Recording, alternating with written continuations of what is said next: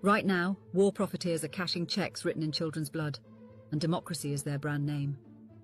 By the end of this video, you'll see how your tax dollars fuel that machine, who profits, and why the smallest act of compassion still terrifies the powerful. Stay, because the choice is simple: protect profit or protect people, and history is already recording your answer. Welcome to the Progressive Wave. Truth, resistance, no compromise.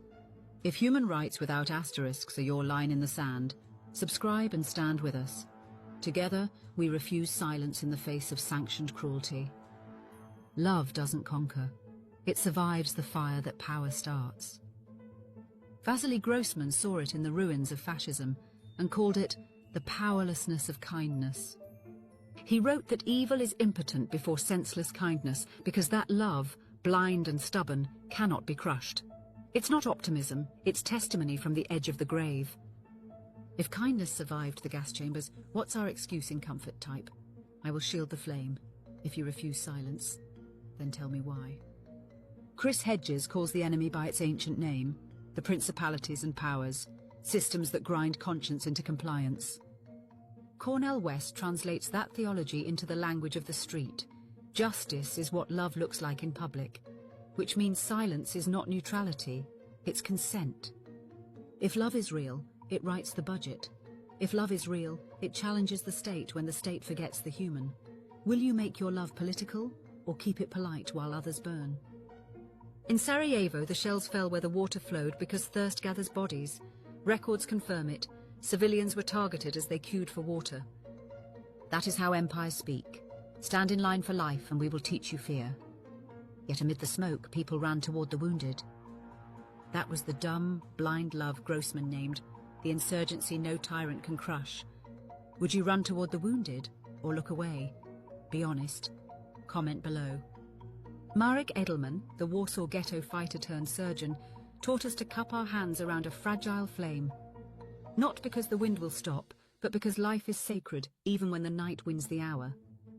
He supported Palestinian liberation and refused to let history's pain be weaponized against today's oppressed.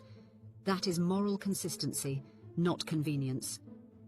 Will you guard the flame when it burns in the hands you were trained to fear? Or will you let the wind decide who is human? Never again means everyone. No exceptions. Since October 7th, 2023, credible counts confirm tens of thousands of Palestinians killed in Gaza, with women and children making up the majority. United Nations reports show mass displacement, famine indicators, and a collapsing health system. If your gut clenches at those numbers, don't scroll away. Your conscience is trying to wake you. Type, "Not in my name." If you refuse to let your silence fund their suffering.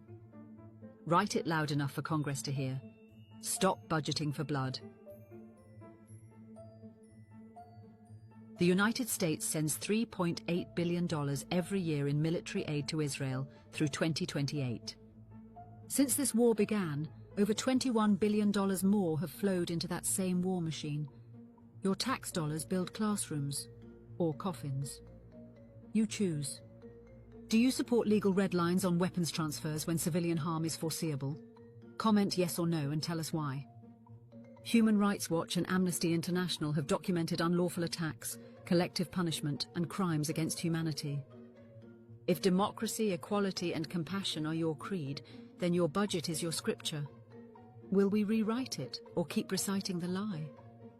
Follow the money. Defense contractors boast record-breaking profits while lobbying Washington with millions every cycle. Lockheed Martin alone reported more than $71 billion in net sales last year. Over $150 million was spent lobbying to keep the contracts flowing.